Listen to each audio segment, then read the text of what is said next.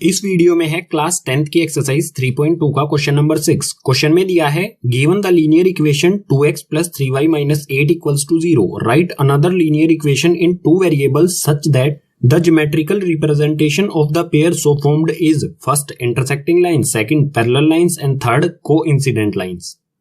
हमें एक linear equation दो वेरिएबल्स में गिवन है, हमें एक और अनदर लीनियर इक्वेशन लिखनी है जो दो वेरिएबल्स में हो और जिसकी ज्योमेट्रिकल रिप्रेजेंटेशन यानी कि लाइंस जो बनाएंगे वो इंटरसेक्टिंग होनी चाहिए इस लाइन के साथ।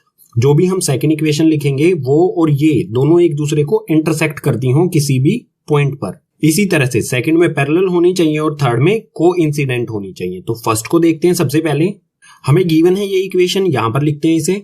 सो ये है 2x plus 3y minus 8 equals to 0।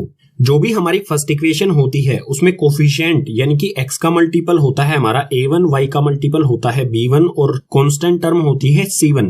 सो हमारा यहाँ पर a1, b1 और c1 क्या है? 2, 3, -8। a1 है हमारा 2, b1 है 3 और c1 है -8।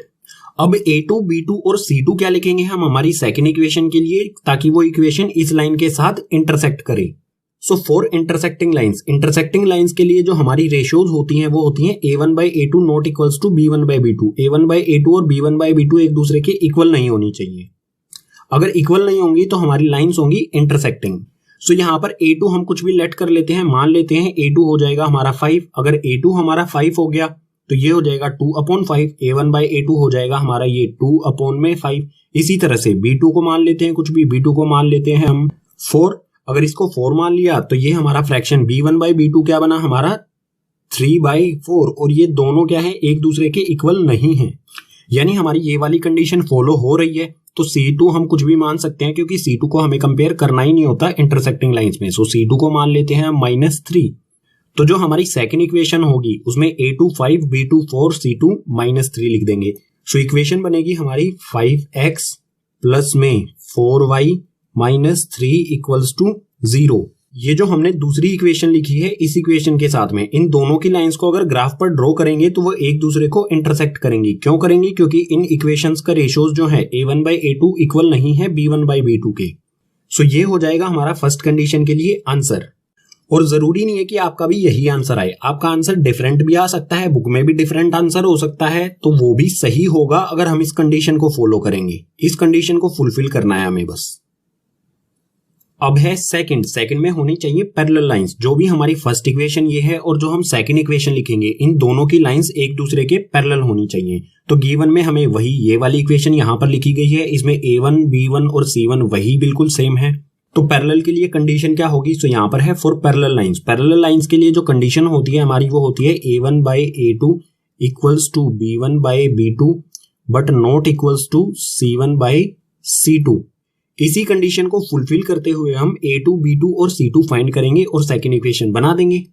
सो यहाँ पर मान लेते हैं a2 की वैल्यू होगी हमारी 4। यहाँ पर हमने क्या किया 2 का डबल कर दिया 4। बिल्कुल इसी तरह से b1 के लिए भी हम क्या करेंगे 3 का डबल कर दो, यहाँ पर 3 का डबल हो जाएगा 6। और उसके बाद c2 के लिए हम -8 है, यहाँ पर c2 इक्वल नहीं होना चाहिए तो कुछ भी कर लो, c2 लिख देते हैं 11। अब जो भी हमारी ये वैल्यूज हैं इनको इस कंडीशन में रख के देखते हैं क्या ये इस कंडीशन को फुलफिल करती है। सो यहाँ पर a1/a2 हो जाएगा 2/4 equals to 3/6 equals to not equals to -8/11। यहाँ पर 2 से हम 4 को कैंसिल करेंगे तो 1/2 आएगा, 3 से 6 को कैंसिल करेंगे तो यहाँ पर भी 1/2 आएगा।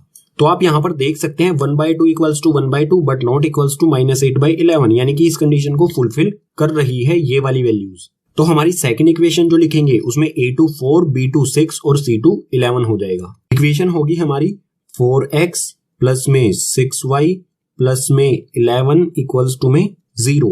ये हो जाएगा हमारा सेकंड कंडीशन के लिए आंसर। अब है थर्ड में है कोइंसिडेंट लाइंस। जो भी हमारी ये इक्वेशन है और जो हम लिखेंगे इन दोनों इक्वेशंस की लाइन होनी चाहिए एक दूसरे के कोइंसिडेंट, यानी कि एक दूसरे के ऊपर ही आनी चाहिए लाइंस। सो फिर से वही है हमारी गिवन में इक्वेशन, इसमें a1, b1 और c1 बिल्कुल सेम ही है। आगे फॉर कोइंसिडेंट लाइंस के लिए कंडीशन क्या होती है हमारी? कंडीशन होती है a1/a2 equals to b1/b2 equals to c1/c2।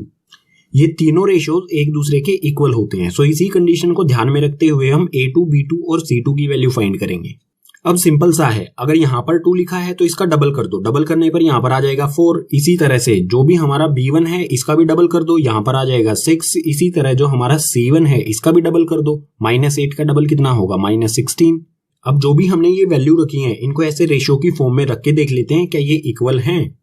2 से 4 को कैंसिल करेंगे तो ये आ जाएगा 1/2 इक्वल्स टू 3 से 6 को कैंसिल करेंगे तो ये भी 1/2 इक्वल्स टू माइनस से माइनस कैंसिल हुआ, 8 1 जा 8, 8 2 जा 16, यहाँ पर भी 1/2।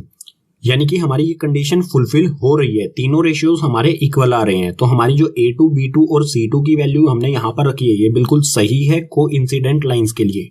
इसको ध्यान में रखकर ही हम इक्वेशन बना देंगे। इक्वेशन हमारी होगी 4x प्लस में 6y माइनस 16 इक्वल्स टू में 0। ये हो गई हमारी थर्ड कंडीशन के लिए इक्वेशन।